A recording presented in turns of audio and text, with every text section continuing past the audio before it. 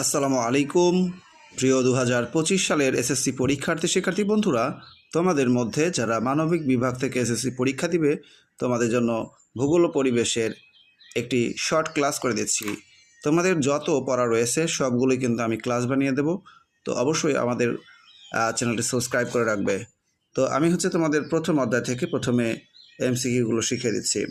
Geography শব্দটির অর্থ পৃথিবীর বর্ণনা।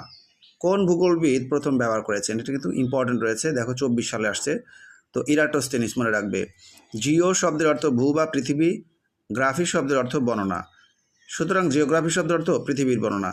আর এই শব্দটা কিন্তু প্রথম ব্যবহার করেছে প্রাচীন গ্রিসের ভূগোলবিদ ইরাটোস্থেনিস। তথ্যটি তোমরা অবশ্যই মনে রেখো। তাহলে এখন দেখো, জিও শব্দের অর্থ কী? উত্তরটা হচ্ছে পৃথিবী। গ্রাফি শব্দ দ্বারা কী বোঝায়? বর্ণনা। জিওগ্রাফি শব্দের অর্থ পৃথিবীর বর্ণনা। এরপর জিওগ্রাফি শব্দটি প্রথম ব্যবহার করেছেন ইরাটোস্থেনিস। কে প্রথম ভূগোল শব্দটি ব্যবহার করেছেন? ইরাটোস্থেনিস।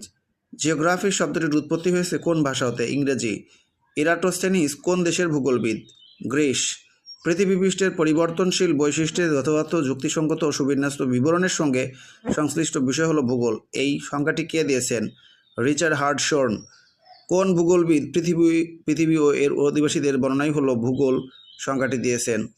এটা দিয়েছেন অধ্যাপক ডাডলি স্ট্যাম্প। কোন ভূগোলবিদ বলেছেন ভূগোল হলো প্রকৃতির সঙ্গে সম্পর্কিত বিজ্ঞান? Alexander von Humboldt. কোন দেশের বিজ্ঞান একাডেমি 1965 সালে ভূগোলের একটি সংজ্ঞা দিয়েছে? যুক্তরাষ্ট্র। এরপর দেখো, যুক্তরাষ্ট্রের ওয়াশিংটন ডিসির বিজ্ঞান একাডেমি কত সালে ভূগোলের সংজ্ঞা দিয়েছে? 1965 সালে। ভূগোল হলো পৃথিবীর বিজ্ঞান উক্তিটি কার? এটা হচ্ছে অধ্যাপক কার্ল রিটার। ভূগোলের প্রধান কাজ কি? কার্যকারণ উদ্ঘাটন করা। খুবই ইম্পর্টেন্ট এমসিকিউ এটা। ভৌত পরিবেশের উপাদান কোনটি? এটা হচ্ছে সাগর নদী।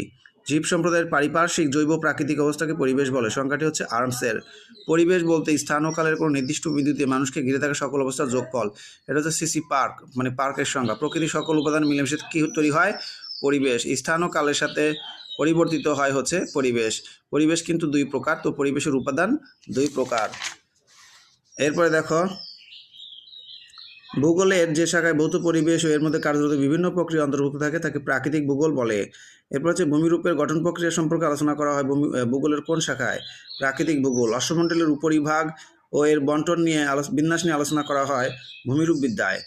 কোন বিষয়টি নিয়ে জীব ভূগোল আলোচনা করে? প্রাণীজগৎ এবং উদ্ভিদের বন্টন। এরপরে দেখো, ভূগোলের কোন শাখায় বায়ুমণ্ডলের মেঘ, বৃষ্টি, আর্দ্রতা সম্পর্কে আলোচনা করা হয়? জলবায়ু বিদ্যা। প্রাকৃতিক